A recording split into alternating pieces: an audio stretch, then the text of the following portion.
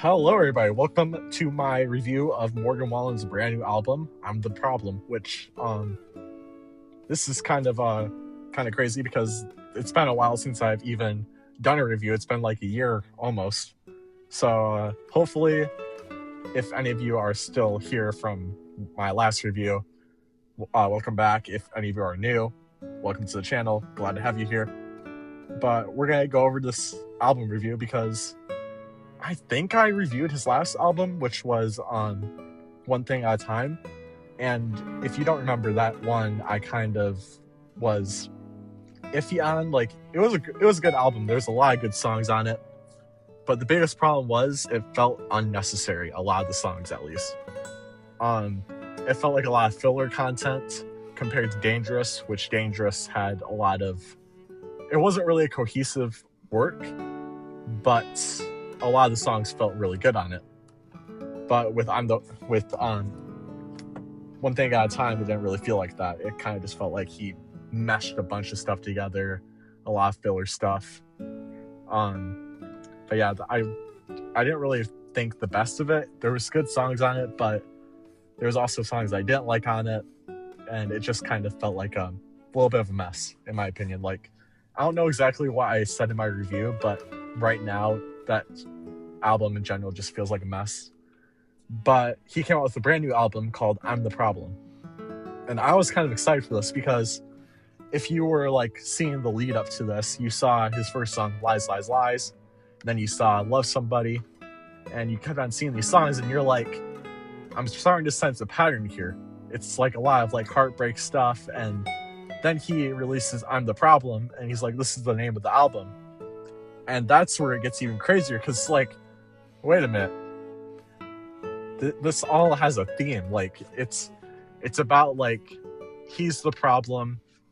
It's about heartbreak and trying to get over things. And honestly, like, seeing that it had a cohesive theme, which none of his other albums had, made me very intrigued.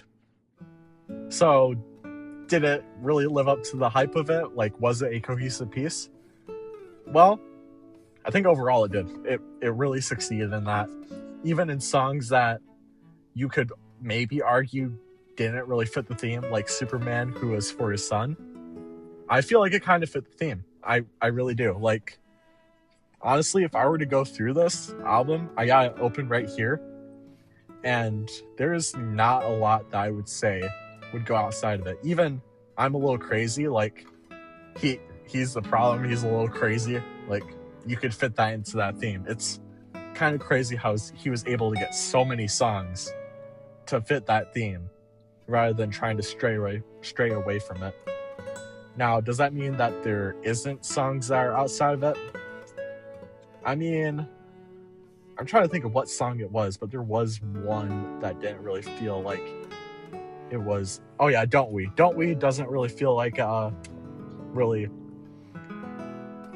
it's a part of the album as much. I feel like that one could have been cut. It's not a bad song by any means. It's great, but I guess I'll go into my highlights right now.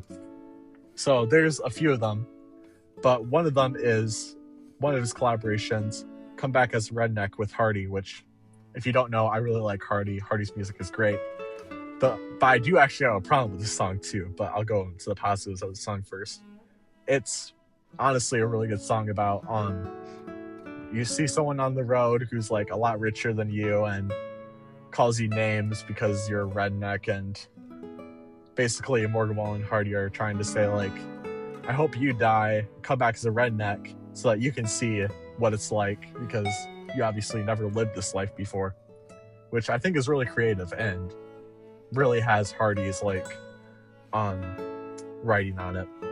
But my negative on the song is it doesn't feel like a Morgan Wallen song. It feels like a Hardy song, which I'm fine with it, but I don't know why this wasn't on Hardy's album. It even starts with Hardy singing, so I'm almost saying that they're gonna have another song on Hardy's new country album too, which, by the way, if you don't know, is releasing in September. Really excited for it. But it really feels like a Hardy song, not a Morgan Wallen song.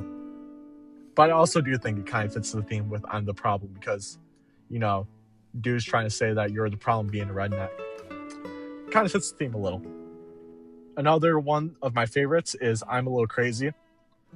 Honestly, this is probably the highlight of the album, like his, at least solo, because Come Back as Redneck is my favorite, but at least solo, I'm a Little Crazy is definitely the highlight. And I really hope that he pushes this one to radio. I don't know if he has. I know that he released this one and his other song, Just in Case, at the same time. And I was like, why do you release both of them at the same time?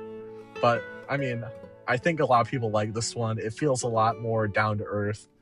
Hardy was a writer on this one as well, along with, I believe, Jameson Rogers. And 1 minute, let me take a look, because honestly, this one was definitely a highlight on the album.